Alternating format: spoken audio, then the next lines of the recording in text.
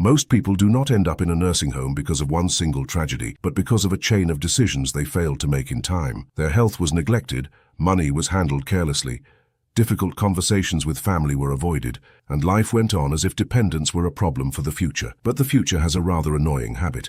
It arrives without asking permission. Stay with me. Gabriel here.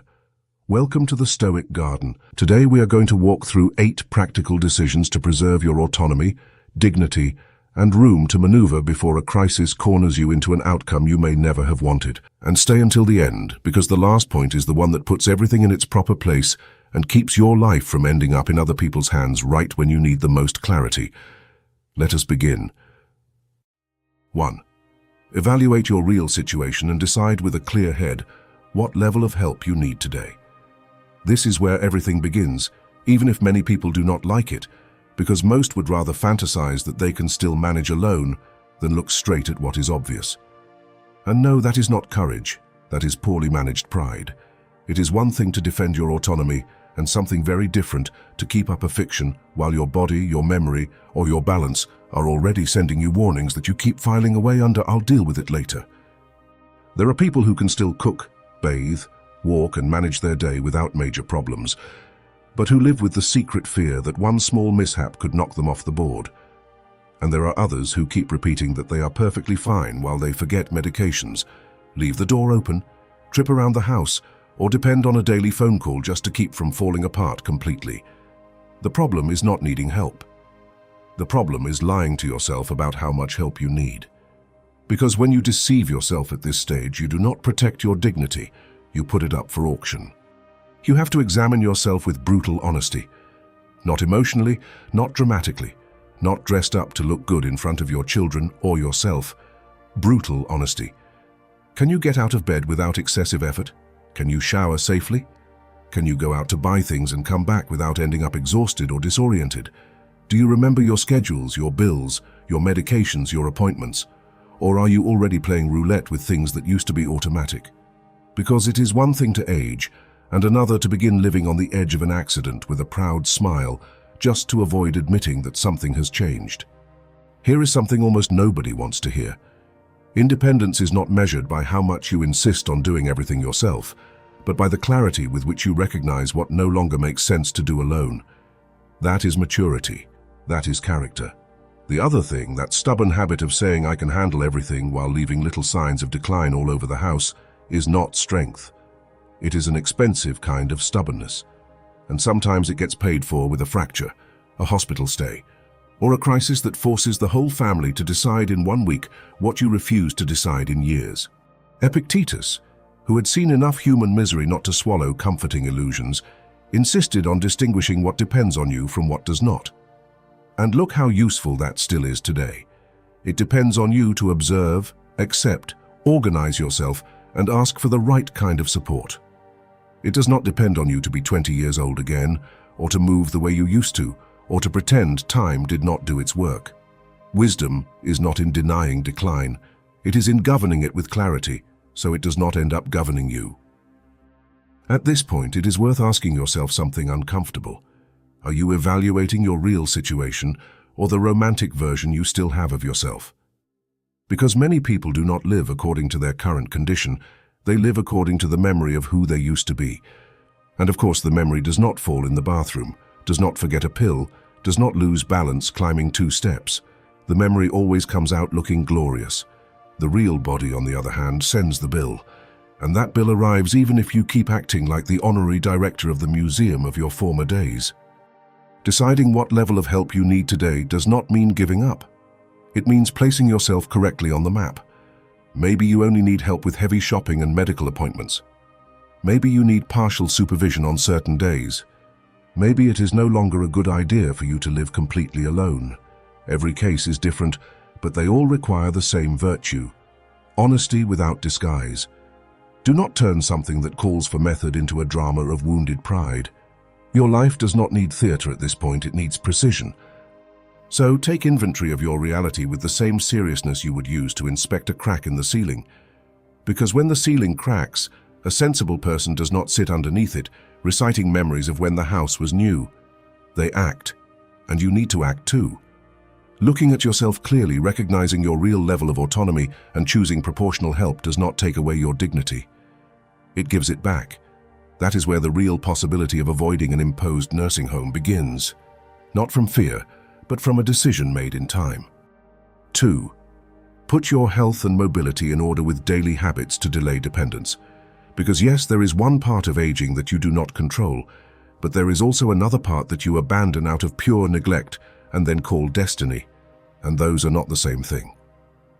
Many people lose autonomy not only because of age, but because of months and years of sedentary living, poor nutrition, failing to review treatments, and letting the body rust while the will entertains itself by inventing respectable excuses. The body hears all of that and responds accordingly by shutting down.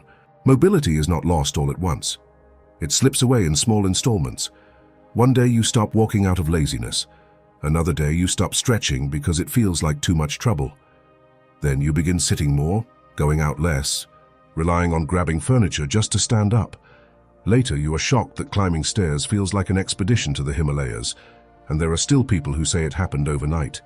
Of course, overnight, after 3 years of negotiating with the sofa as if it were your personal advisor. What delays dependence is usually boringly simple. Walk every day according to your ability. Strengthen your legs. Maintain your balance. Check your hearing, vision, and blood pressure. Sleep decently. Eat better than your habits are asking you to. Take the right medication, not the one you half remember. Stay hydrated, move your joints, watch your weight. None of this is glamorous, but that is exactly where its power lies. What matters most rarely comes wrapped in fireworks. It arrives dressed as routine, discipline, and consistency. Seneca said that while we postpone life, life passes by. And look how perfectly that fits here. There are people who postpone caring for themselves, as if the body were some sturdy appliance that can keep functioning with zero maintenance. No, my friend, no. At this stage, your body needs daily attention, not nostalgic tributes. It needs order. It needs repetition. It needs you to stop treating it like something that will magically keep responding well even if you use it badly and care for it worse. And here it is worth asking a question that stings for a very simple reason, because it exposes the truth. If you do not organize your most basic habits today, what makes you think you will keep the autonomy you say you value so much tomorrow? Saying I want to keep living in my own home sounds dignified, strong, even moving.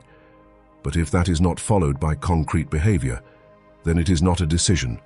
It is a wish. And wishes alone do not support knees, do not sharpen balance, and do not prevent falls. You also need to stop infantilizing yourself with the idea that taking care of yourself is something only obsessive people do. No. Obsessive is waiting for a medical scare before finally taking yourself seriously. Obsessive is swearing that everything is fine while every movement costs you more and every checkup feels like a burden.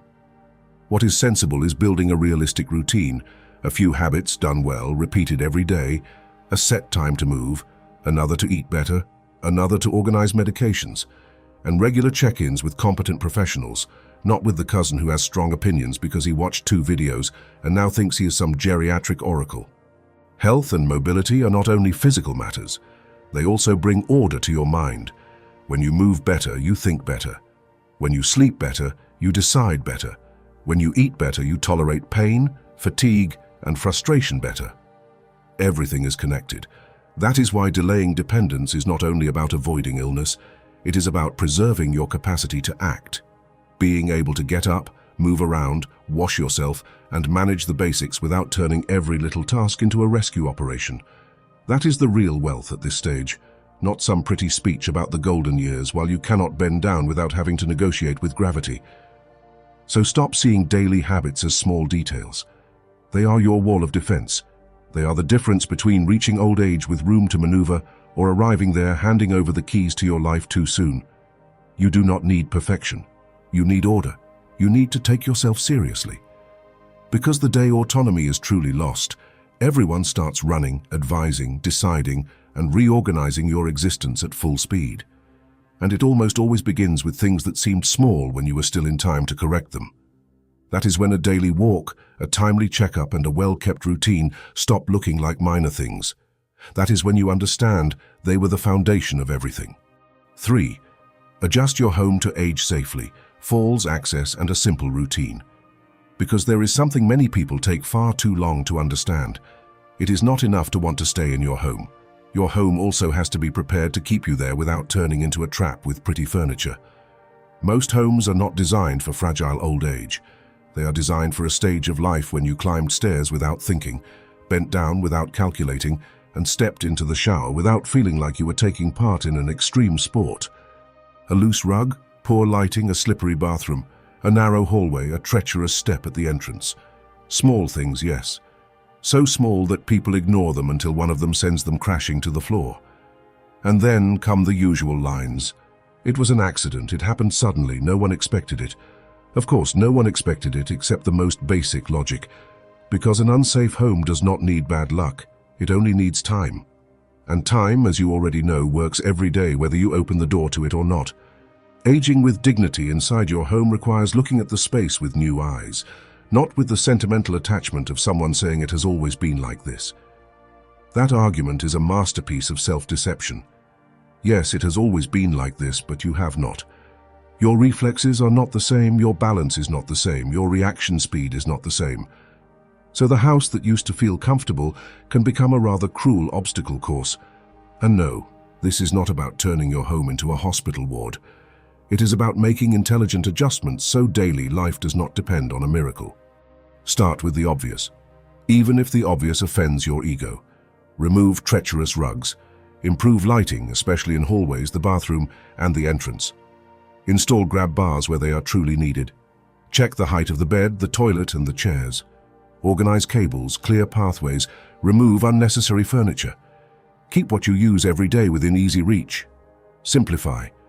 Because a functional home is not the one with the most things. It is the one that demands the fewest absurd maneuvers for you to live safely. Marcus Aurelius, who governed an empire while also wrestling with human fragility, reminded himself that a life lived rightly is built through actions aligned with the nature of things. And the nature of things here is simple. If your body changes, your environment must change too. Resisting that does not make you noble, it makes you reckless. Some people cling to awkward layouts, useless objects, or overly complicated routines just because changing them makes them feel like they are giving in. But they are not giving in. They are adapting intelligently, which is far more dignified than falling down, trying to defend a decorative table that is neither useful nor loyal to you. And here comes a question worth gold. Is your home taking care of you, or is it challenging you every day just to survive it? Because some homes offer calm, and others feel as though they were designed by someone with a strange resentment against hips, knees, and the spine. If every trip through the house demands perfect balance, flawless memory, and zero fatigue, then you are not living in a home. You are living in a permanent practical exam. And at a certain age, frankly, you are no longer here to take ridiculous tests every time you need to go to the bathroom at night. Routine matters too. It is not just about the physical space. It is about making your day simple and repeatable. The same place for keys, medications, the phone, important documents, predictable schedules, less visual chaos, fewer accumulated objects, less improvisation. An aging mind, even when still clear, appreciates order. And an organized environment reduces errors, forgetfulness, and accidents. People underestimate this because they think safety depends only on strength or balance, when many times it depends on not turning the house into an exhausting puzzle. Adjusting your home does not mean giving up your identity. It means protecting it. It means telling the future that you are not going to give away your autonomy over details you could have corrected in time. Every grab bar installed, every hallway cleared, every habit simplified is a quiet decision in favor of continuing to live with room to maneuver, with safety, and with less dependence. Because many times the nursing home does not begin the day someone takes you there. It begins much earlier, the day you let your own house become stronger than you. 4. Protect your money and build a care plan before it becomes urgent, because dependence does not arrive only through the body. It also arrives through your finances when nobody was willing to look at the numbers in time. And this is where people become especially creative about avoiding reality. They would rather talk about destiny, family, love, faith, God's will. We'll see later. Very moving, yes. But when a real need for care shows up, poetry is not what takes charge. Cost does. Organization does, whether or not you have a plan does. Aging without a financial strategy leaves the door wide open to desperate decisions. A caregiver for a few hours costs money. Adapting the house costs money. Medications, checkups, transportation, assistive devices, companionship, all of it costs money. And when none of that has been planned for, the pressure falls suddenly on exhausted children, overly opinionated relatives, or on you yourself, and you end up accepting the harshest and least desired option simply because there is no room left to choose. That is how many people end up where they never wanted to be, not because it was inevitable, but because nobody wanted to sit down and do the math calmly and without fantasies. You need to look at your financial situation with a mix of calm and cold clarity.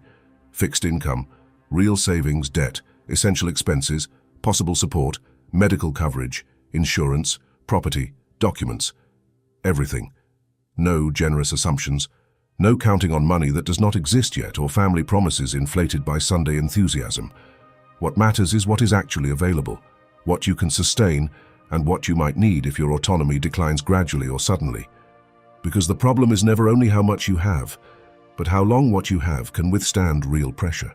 Musonius Rufus, a less quoted but very practical Stoic, insisted that a good life requires discipline in material matters too, not out of greed, but out of lucidity. And that fits perfectly here. Protecting your money is not becoming suspicious or miserly. It is preventing improvisation or urgency from devouring in months what took you decades to build. It is understanding that even a small estate well managed is worth much more than a decent estate left in the hands of chaos, naivety, or the relative who swears they only want to help while eyeing your accounts the way someone studies a display window. You also need to think about the care plan, not just the money by itself. What happens if you fracture something and need temporary help? What happens if you can no longer cook every day? What happens if you need help with hygiene, shopping, or medication? Who coordinates that? With what money? For how long? In what order? These questions are uncomfortable because they bring fantasy down to the ground, but that is exactly why they help. Urgency is cruel to people who never wanted to rehearse the difficult scenario, and old age, even when it is not always tragic, does demand anticipation. Good intentions are not enough.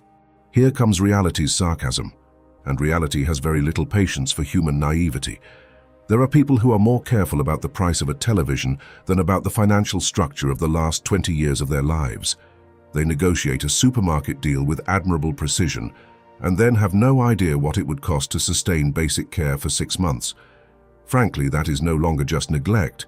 It is a sophisticated way of pretending not to notice. And the problem with pretending not to notice is that the body and time do not play along. They keep moving anyway. Protect your accounts. Organize your documents. Review powers of attorney, beneficiaries, and access. Do not depend on someone else having to make sense of your papers in the middle of a crisis. Clearly designate who can help you and under what limits. Do not hand over control out of laziness or guilt. And not out of that strange need to seem trusting when deep down you are only avoiding the subject. Trust does not mean letting go of everything and closing your eyes. Trusting well means verifying, putting things in writing, separating roles, and anticipating problems before they become fires. Building a care plan before it becomes urgent is a form of self-respect. It allows you to choose better, negotiate better, and preserve more dignity when difficulties appear. Because it is one thing to need help, and another very different thing to need it without clear money, without organized documents, and without any structure in place. That is when your life fills up with other people's hands, rushed decisions, and mediocre solutions. And everything that could have been thought through calmly ends up being resolved in haste, exactly the opposite of what a dignified old age needs. 5.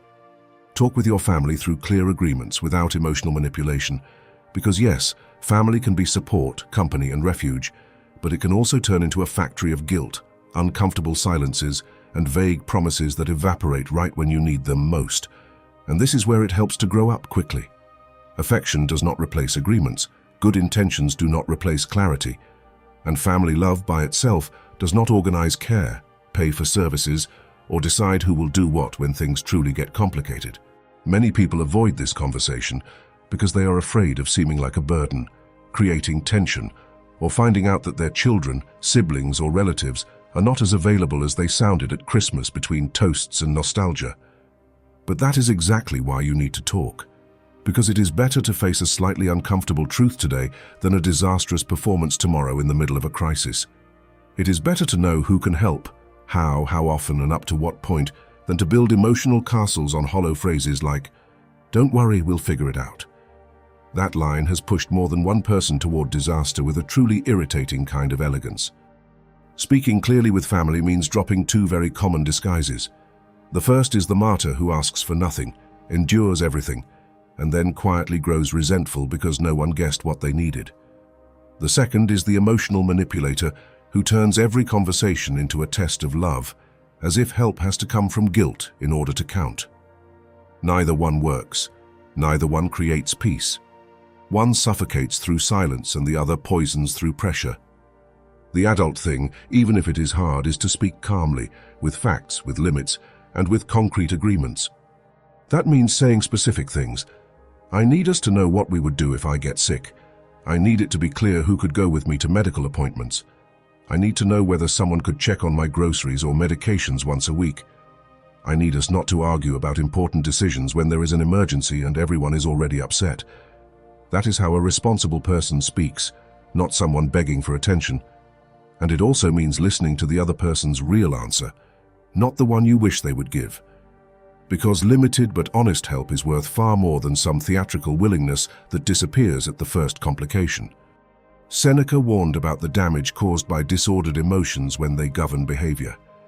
And few things throw a family into disorder more than fear mixed with old guilt, unspoken expectations, and badly channeled affection. That is when emotional manipulation shows up in all its favorite disguises.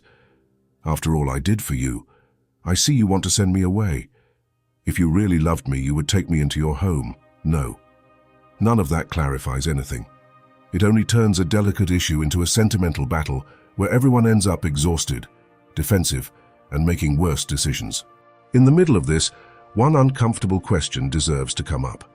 Do you want real support, or do you want to confirm that you can still move your family through guilt? Because those are very different things. Real support is built through difficult but clean conversations. Guilt, on the other hand, produces temporary obedience and lasting resentment, and an old age built on family resentment is a pretty sad recipe, even when it gets dressed up as noble sacrifice. You do not need anyone to promise you their soul.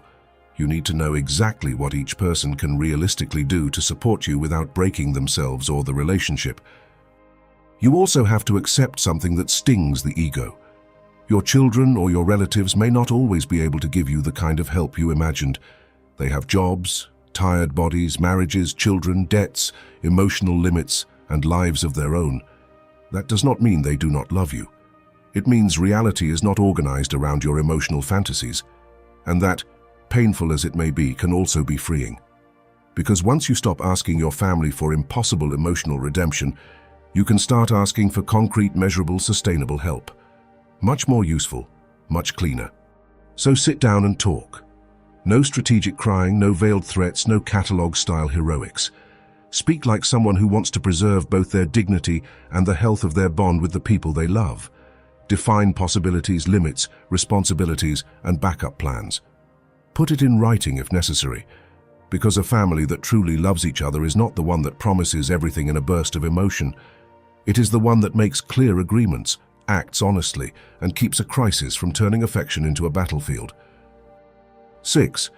Build a support network outside your family, neighbors, friends, community, and services. Because if your entire future depends on one person or on two exhausted relatives, then you do not have a support system. You have a tightrope ready to snap. And that is not security. That is fragility wearing makeup. The idea that family should solve absolutely everything sounds very sweet in theory, but in practice it usually falls apart under too much strain, too much distance, too much conflict, or simple impossibility. That is why wise old age does not rest on one pillar alone. It rests on several. This is where many people make a mistake they later pay for dearly. They shut themselves in. They reduce contact. They stop nurturing friendships. They drift away from their neighborhood. They distrust every kind of service. They become proudly self-sufficient until one day they need help and discover that they spent years dismantling piece by piece every possible source of support. Then comes the offended surprise. No one is there. Of course no one is there. You also stepped away from the human fabric while repeating that you did not want to bother anyone. Very noble in appearance, very foolish in results. An outside support network can include trustworthy neighbors, friends you genuinely stay in touch with, community groups, senior day centers, associations, religious support if that is part of your life, municipal services, accessible transportation, home assistance, phone check-ins, or private professionals, depending on what you can afford. Not every piece has to be active at the same time, but it is wise to know them before you need them. Because the day of the emergency is not the best moment to start figuring out who responds, how much they charge, how it works, and whether they actually show up or only exist in brochures with suspiciously perfect smiles. Epictetus insisted that a sensible person makes good use of what is within reach, and that includes the people and resources around you, not out of weakness, but out of practical intelligence. There is a very disguised kind of arrogance in thinking that only intimate support counts, as if receiving help from the community somehow made you less dignified. Quite the opposite. Dignity grows stronger when you know how to build a wider structure so that neither you nor others collapse under too much weight. What is childish is not leaning on several people. What is childish is expecting one person to carry the whole load while you get offended if they cannot. And here comes a question that cuts through the fog quite well. If tomorrow your main family support could not help you for a month, who would fill that space, even partially? If the answer is no one, then you are not prepared. It is that simple. Not because disaster is guaranteed, but because the vulnerability is already there, quiet, waiting for its chance. A network does not remove every risk, but it reduces the margin of panic. And at a certain age, reducing panic is already a very serious way of preserving freedom. You also have to overcome that absurd prejudice that asking for outside help means failure. Failure is reaching your limit with no alternatives. Failure is rejecting reasonable support out of pride and then ending up accepting anything out of desperation. A neighbor who can keep an eye out, a friend who calls twice a week, a service that helps with groceries, a professional who supervises medication, a community center where people see you, know you, and notice if you stop showing up. All of that matters. All of that adds structure. All of that can make the difference between a manageable difficulty and a chain of deeply humiliating emergencies. There is also a quiet benefit many people forget. An outside network does not only help solve practical problems, it also fights isolation, which damages judgment, mood, and even the desire to take care of yourself. When a person is reduced to home, television, and repetitive thoughts, the world shrinks and life energy begins to wither. By contrast, steady contact with others, even in modest ways, keeps your attention, conversation, and sense of belonging alive. And no, I'm not talking about suddenly turning into a social butterfly. I'm talking about not living as if you have already given up on being part of the world before your time. Building a support network outside your family is a preventive decision of enormous value. It gives you room, oxygen, and options. It keeps one single relationship from carrying everything. It protects your closest bonds from too much wear and allows you to keep living with more security, without feeling that every need is a threat to your family's balance. Because a dignified life at this stage is not sustained by affection alone. It is sustained by structure. And when structure is well built, it does not suffocate, it supports. 7. Consider alternatives to a nursing home, an hourly caregiver, selected shared living or assisted housing.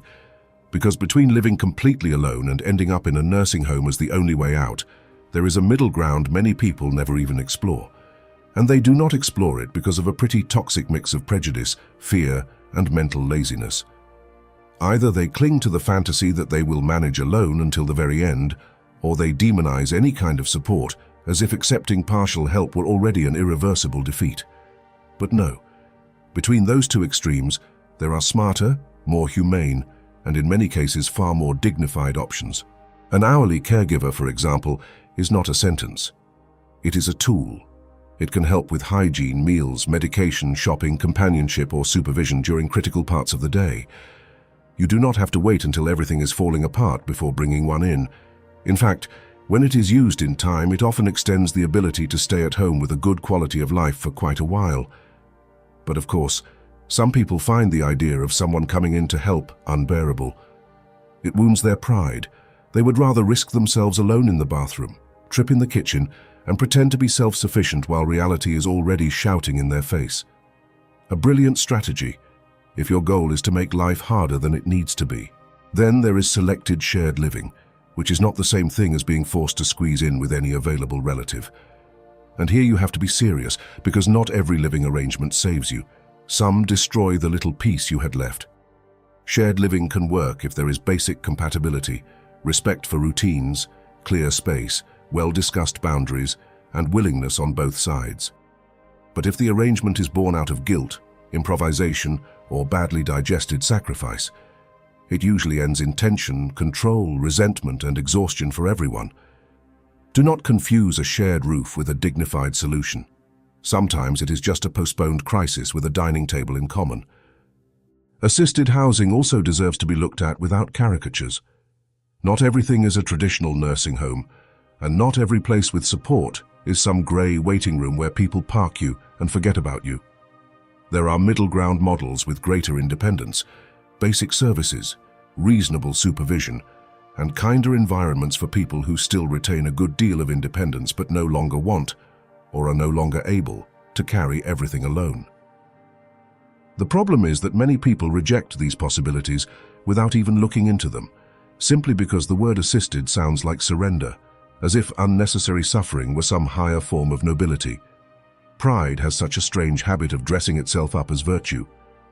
Hierocles, a lesser-known but very lucid Stoic on human relationships, spoke about widening circles of care in a rational way, and that fits perfectly here. A dignified life does not always mean doing everything alone. Sometimes it means accepting a broader, more stable, better designed structure, so you can keep living with as much control as possible. This is not about abandoning your autonomy. It is about redesigning it. Because adult autonomy is not doing everything with your own hands until your body collapses. It is preserving your ability to decide how you want to live, with what kind of help, and under what conditions. In the middle of this point, one uncomfortable question is worth asking. Are you rejecting these alternatives because they truly do not fit you, or because they force you to recognize that you are no longer in the stage of improvising without consequences? Because those are not the same thing. Sometimes you are not defending your freedom. You are defending an old image of yourself, a past identity in which asking for support seemed unthinkable.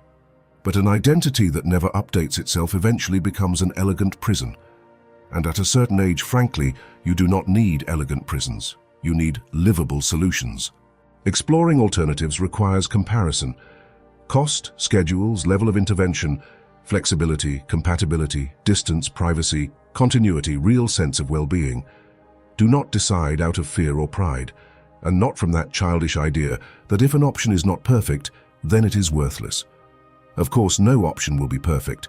Your previous life was not perfect either. You are just more aware of it now. What you are looking for is not perfection, but a reasonable combination of safety, autonomy, and peace of mind. And sometimes that appears in forms you had never considered, because you were too busy rejecting them without examining them first. You also need to understand that considering alternatives does not force you to choose one tomorrow. It forces you to know them today. That difference is enormous. When you know your options, you gain room to maneuver. When you know nothing, you are trapped by panic. And panic, as you know, is a terrible manager of old age. It pushes you to accept the first thing that appears, the nearest thing, the most improvised thing, or whatever is most convenient for others. That is exactly why it is wise to visit. Ask questions, compare, and think before you need it. Not because you are defeated, but because you are still in time to choose. Looking at these alternatives honestly and without prejudice may be exactly what prevents an imposed and badly lived nursing home later on. Because many times the problem was not the lack of options. It was the stubborn refusal to see them while you were still the one who could decide.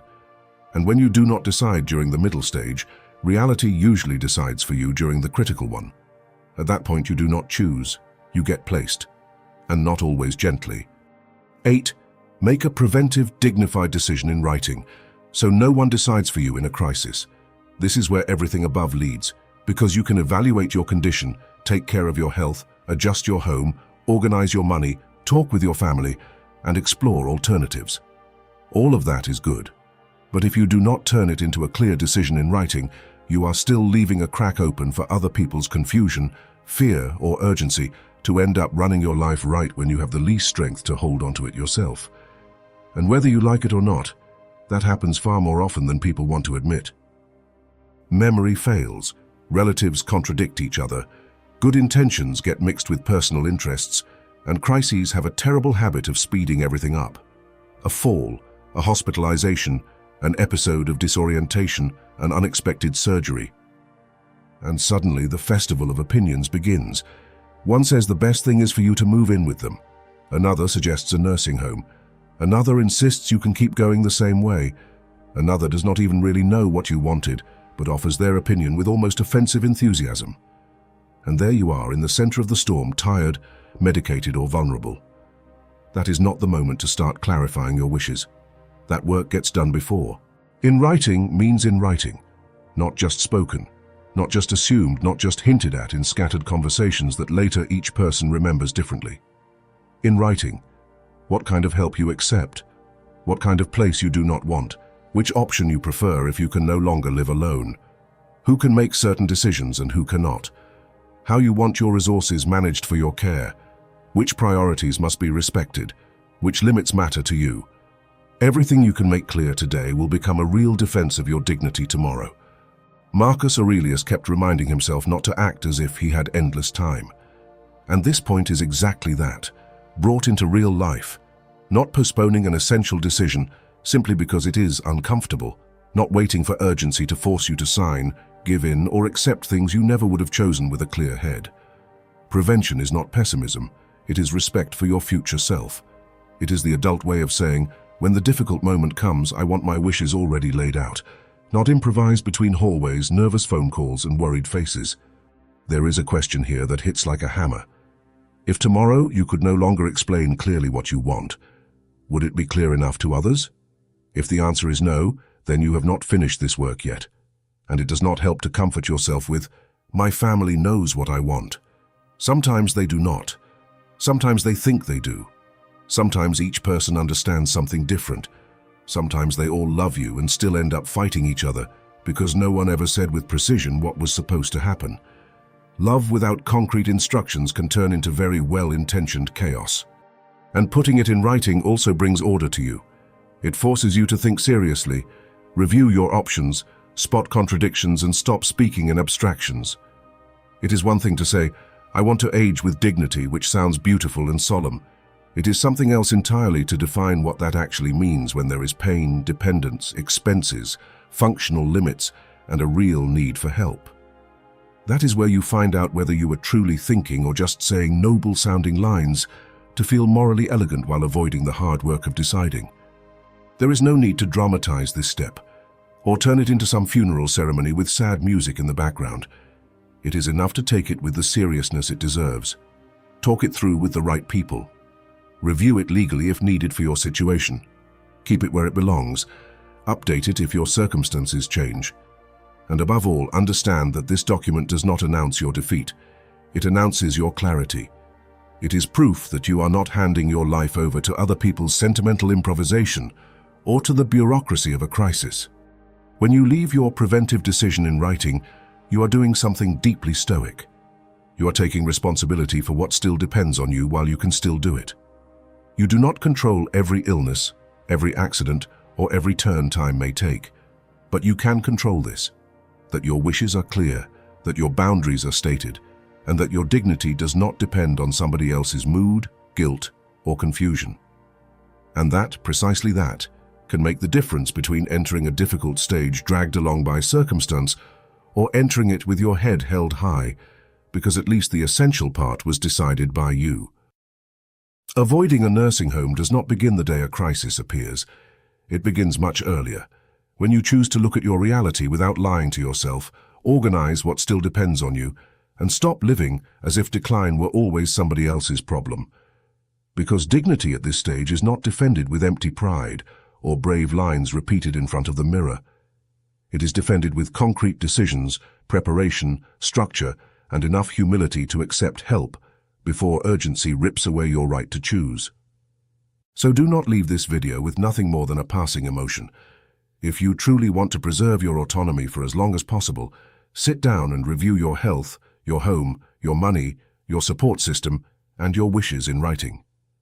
Do it now, while you can still think calmly and speak clearly, because no one respects you more for leaving everything until the last minute. No one admires you for turning your old age into an improvised problem for others.